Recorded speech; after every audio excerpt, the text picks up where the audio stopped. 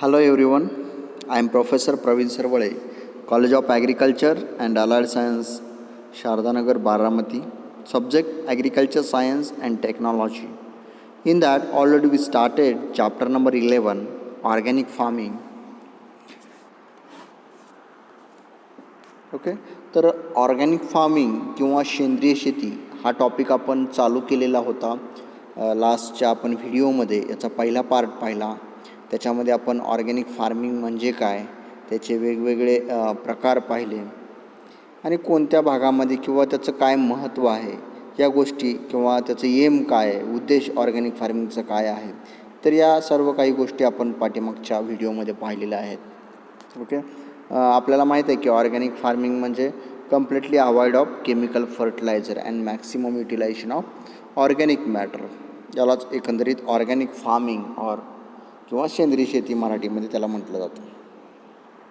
आता ऑर्गॅनिक फार्मिंगसाठी काय रिक्वायरमेंट गरजेची, काय काय असणं गरजेचं आहे. पहिलं आहे crop production plan. Crop production plan तुमचं प्रॉपर असणं गरजेचं आहे. समजा एखाद्या ठिकाणी तुम्ही सेंद्रिय शेती करणार आहात, त्या ठिकाणी त्या शेती घेणाऱ्या मालाला भाव आहे का, किंवा सेंद्रिय पदार्थ किंवा सेंद्रिय शेतीमालाला काय त्या ठिकाणी भाव आहे का, या सर्व गोष्टीचं प्लॅनिंग करणं. त्यासाठी लागणारं इनपुट मटेरियल असेल, ऑर्गॅनिक मॅटर असेल, FOM, कंपोस्ट, ग्रीन मॅन्युरिंग, जे काही मटेरियल आहे ते त्या ठिकाणी अवेलेबल होईल का, या सर्व गोष्टींचा अभ्यास करून एकंदरीत पूर्ण प्लॅन करणे हे खूप गरजेचं आहे. हे तर प्रथमतः आवश्यक आहे. दुसरा कन्व्हर्जन रिक्वायरमेंट.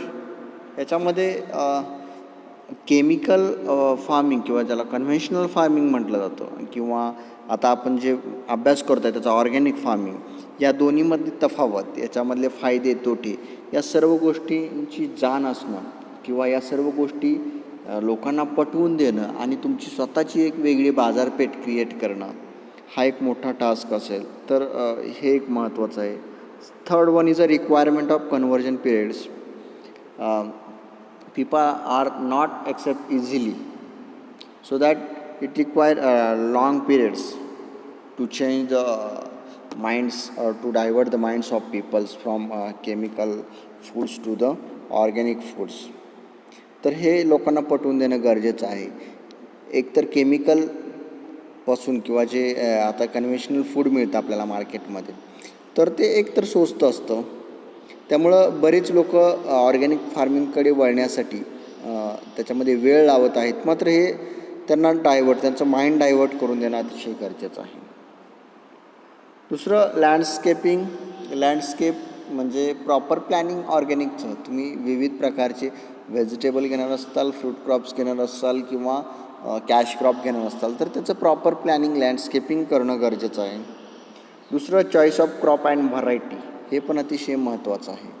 तुम्ही घेणाऱ्या रिजनमध्ये त्या ठिकाणी रेनफॉल किती पडतो, की त्या ठिकाणचं टेम्परेचर काय आहे, ह्युमिडिटी काय आहे, त्यानुसार तुम्ही क्रॉप्स चॉईस केले पाहिजेत. किंवा त्या ठिकाणी त्या पाण्याला तग धरणारी एखादी व्हरायटी आहे का, किंवा एखाद्या पेस्ट डिसीजला रेजिस्ट करणारी व्हरायटी आहे का, या सर्व गोष्टींचा अभ्यास करून you can choose the organic farming. Then diversity in crop production and management plan. Okay, it is necessary because it is not possible to focus on a single crop, so that it is necessary to take the allied enterprises related to the agriculture. For example, with crop production you can take livestock, then goat rearing, sheep rearing, cattle rearing, okay, etc. These are the allied enterprises related to agriculture. It is a necessary. That means diversity is necessary. If you go in loss in a single enterprise, then support the other enterprises. Okay. Then next one is a nutrient management. For organic farming, nutrient management is a must, because for crop production or any crops require all elements, all macro and micro elements, and it can provide from all organic matter, then vermicompost, vermi wash, then sewage, sludge, whatever the organic matters available, so that proper nutrient management is necessary. Then pest and disease management. For pest and disease management, you can follow the cultural operation, that means deep plowing, then fallowing, then some physical operations, then biopesticides, okay, biofungicides operations. That means you can use the maximum biopesticide and biofungicide. Also, you can use the biofertilizer for a seed treatment instead of the chemical. Okay, it helps to increase the yield and control the pest and diseases on a crop. Then contamination control, soil water conservation. Okay, that means different soil water conservation techniques. That means mechanical and agronomical measures you can follow. Then collect of non-cultivated materials of a plant origin and forest produce. Okay, these are the some requirements while doing the organic farming. Okay, and you can see here the different components of organic farming. The first component is the most important, organic manures. Without organic manure, you cannot take organic farming in your farm, because it is the first component, organic manure. Then non-chemical weed control methods. Non-chemical weed control method, you can use the bio-weedicide, then uh, some other physical, cultural, okay, practices which weed, uh, reduce the growth of weeds. Also, you can use the some parasites, predators, or some insect which feed on a weed. Okay, that means non-chemical weed control. Then ecological management. Okay, then biological control and mechanical control. Okay, these are the different components which are necessary while doing the organic farming. Okay, you can see here uh, different organic farming components in organic manures, non-chemical weed control, prevention, cultural practices, mechanical, competitive plant species, stale seed bed techniques, biological weed control, bioherbicides, and biological pest and disease management, conservation of natural enemies of pest, resistance variety, and crop rotations. Okay, these are the sub components of organic farming. आता सेंद्रिय शेतीचे फायदे आणि तोटे हा एक अतिशय महत्त्वाचा पार्ट आहे. त्याचे कोणते फायदे आहेत आणि कोणते तोटे आहेत हे तुम्हाला सर्वांना माहीत आहे, तरी पण आपण या ठिकाणी पाहूया.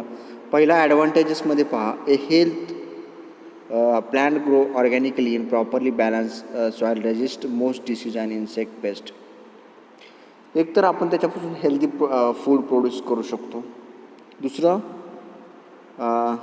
जे तुम्ही क्रॉप घेणार आहात, एकतर ते बायोलॉजिकली कंट्रोल केलेलं क्रॉप असेल, म्हणजे त्याच्यावर कुठलंही केमिकल स्प्रे केलेलं नसेल against the pest and diseases.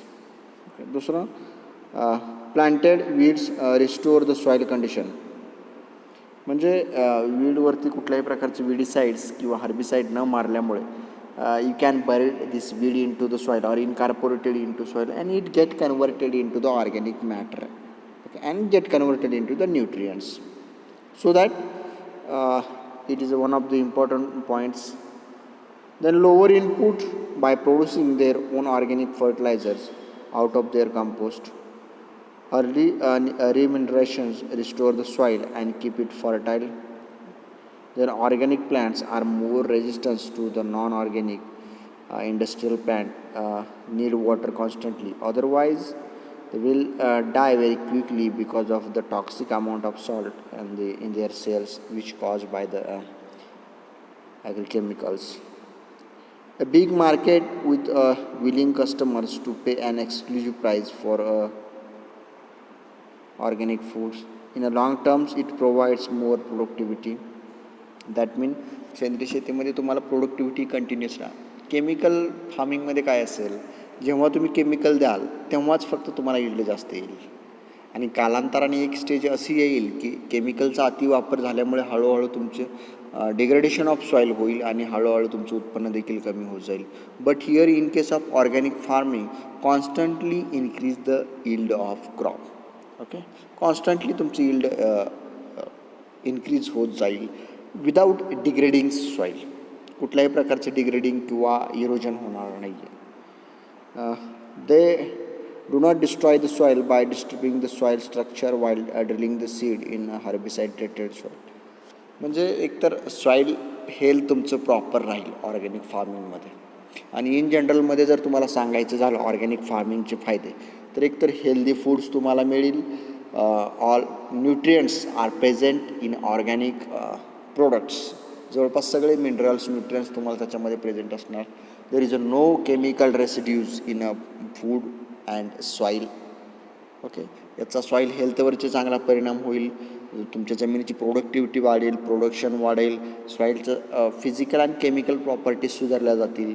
म्हणजे सॉईल टेक्स्चर स्ट्रक्चर असेल, सॉईलचं pH असेल प्रॉपर मेंटेन होईल. तर हे काय भरपूर असे फायदे आहेत ऑर्गॅनिक फार्मिंगचे. तोटे पण तसे थोडेफार आहे त्याचे. तोट्यामध्ये जर आपण पाहिलं ऑर्गॅनिक फार्मिंगच्या, तर एकतर तुम्हाला याला लागणारं जे इनपुट आहे म्हणजे ऑर्गॅनिक मॅटर असेल तो सहजासहजी अवेलेबल होत नाही आहे. ऑर्गॅनिक खत म्हणजे ज्याला आपण म्हणतो शेणखत असेल, कॉम्पोस्ट असेल, ग्रीन मॅन्युरिंग सहजासहजी अवेलेबल होत नाही. दुसरं, awareness regarding the organic farming. शेतकऱ्यांना किंवा लोकांना आणखी तेवढा म्हणावा तेवढा अवेअरनेस क्रिएट झालेला नाही आहे. ओके, तर ज्यावेळेस हे अवेअरनेस क्रिएट होईल रिगार्डिंग द ऑर्गॅनिक फार्मिंग, त्यावेळेस हळूहळू ऑर्गॅनिक फार्मिंगकडे लोक वळू लागतील. याचा आणखी डिसॲडव्हान्टेजेस म्हणजे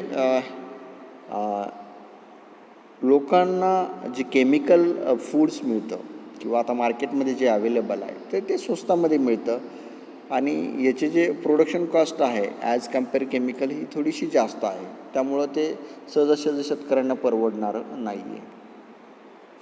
आणि आता जे आपलं पॉप्युलेशन वाढतं आहे आणि त्या पॉप्युलेशनला ऑर्गॅनिक फार्मिंग धरता, तर ते बऱ्याच लोकांना परवडत नाही आहे. त्यामुळे लोक त्याच्याकडे वळत नाही आहेत. आणि याला एकतर लेस एम्प्लॉई रिक्वायरमेंट असेल किंवा minor problems can get fixed very fast while it take efforts and time money. म्हणजे म्हणावं तेवढं प्रॉफिट याच्यातून मिळत नाही आहे. बऱ्याच गोष्टी आहेत डिसॲडव्हान्टेजेससाठी. ओके, याच्यामध्ये आणखी पाहू शकता यील्ड याचं लो असतं केमिकलपेक्षा. Produce may be more expensive to buy and reduce the quality and with a shorter shelf life. Customer choice may be restricted if out of season. There may be the considerable bacterial contamination of produce due to the high use of manures.